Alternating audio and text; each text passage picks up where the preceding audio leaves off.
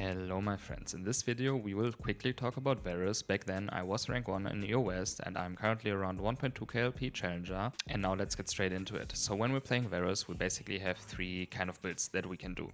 The first one is lethality. When you're playing lethality we are always having like mana Muna, so you're going for tier early game, right? And then you have basically any sort of lethality items. These items will change every single patch, like most of the time, right? Like items are getting nerfed, they're getting buffed, stuff like this.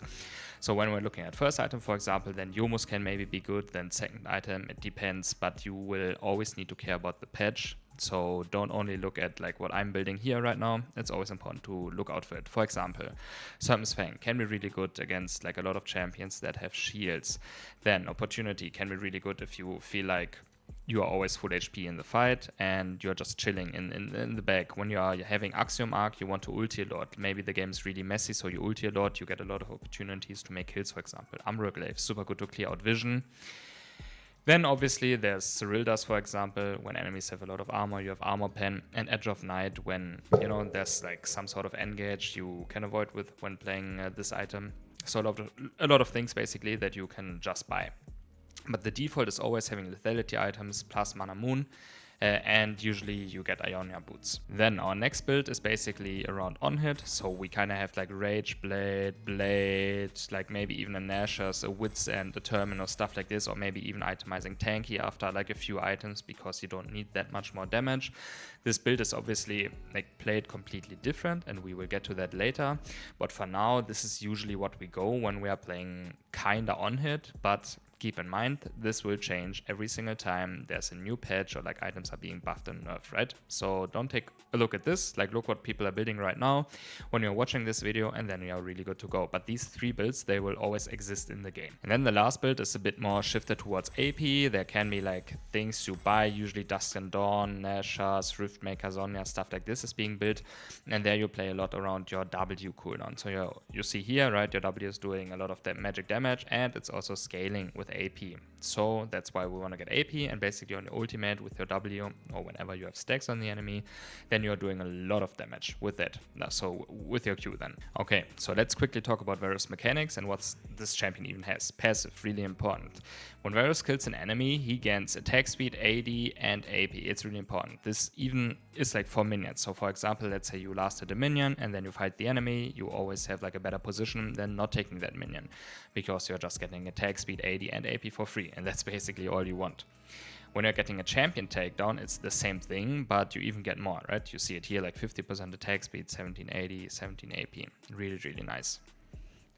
Then Varus Q, we're basically just having this one arrow here, but it has a lot of mechanics. But the longer you hold it, the longer the range is, the more damage it does. When you're shooting like through targets, you see that the damage is going down. So like first hitting a target will always do more damage than the last target. You see it here, 904, and the last one got 555. So that's like basically all we need to know for the Q spell. Then we have the E spell, Hail of Arrows, basically just arrows like flying from the air on the enemies. Most important part about the E, a lot of people don't know this. I mean, it's slowing obviously, and this is applying anti-heal. So like let's say for example you're playing against a champion that is like healing, then Varus is usually really good because you can just apply anti-heal with your E. Then next one is Varus W. It's really important. It's these kind of stacks basically that are flying around the enemy. It's basically called Blight or something, and we can proc these things by using our spells. Another way of getting these stacks on the enemy is the ultimate. So when you're ulting, for example, there will be 3 Blight stacks coming over time. You see it here onto the enemy. Bam, and now you see these stacks are on them. What's like pretty important now? When we're auto-attacking and it's on 3 stacks, you see it on the top left here, then these Blight stacks will always refresh itself. So there's like no way of getting more stacks onto them. It will always be 3. Okay, so we saw what the ultimate is doing, and now let's get to the important part with Varus. So the stacks, right? Whenever we are proccing the stacks, you will see it here, we are doing way more damage. Right, you see it here. So usually what we want to do is get stacks on the enemy and proc them. How can we proc them? We can proc them with our spells. So when there's stacks on it, we use E, they're getting procced. We use Q, they're getting procced. Same thing with ulti. So these are our ways of actually proccing it.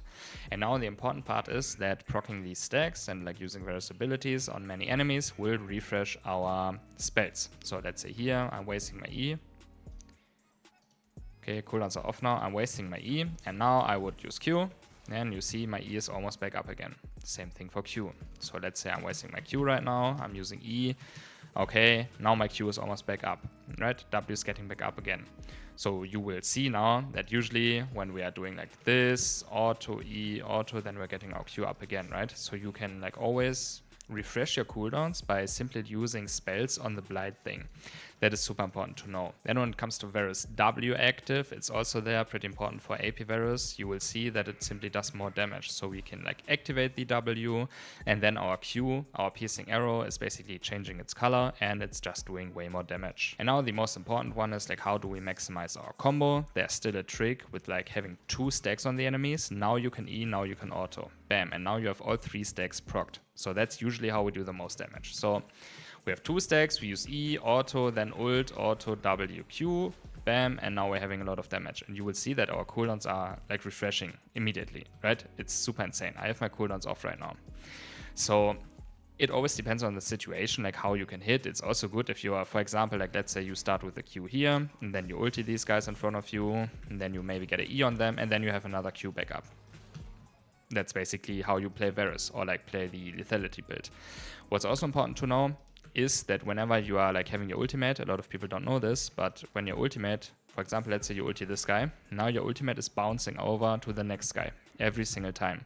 This is why it's also really important to sometimes just ulti frontline, because the ulti will bounce to every single enemy that are like in the circle here, right? You see it, it's kind of like a Vega cage. And then when we have like this kind of situation, for example, like let's say enemies are lining up really hard and they're like now 3 stacks on every single target. It's really insane. So now we could like Q like this, for example. You see, our Q has no cooldown. It's getting back up immediately. Okay, that was fake because we had cooldowns activated, but we will try it again now. Cooldowns are off. And now let's say I WQ all of these 3 minions.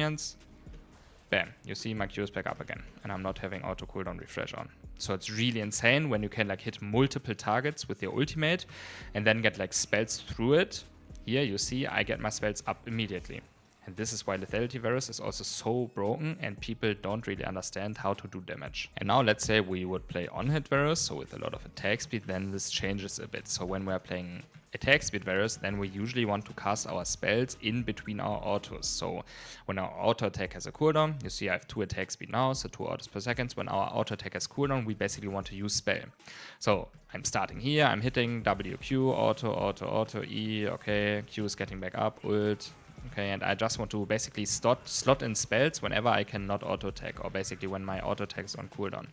And then it will look something like this, you know, when you can actually DPS the enemy. And when do we actually want to play on-hit Varus and when do we want to play lethality?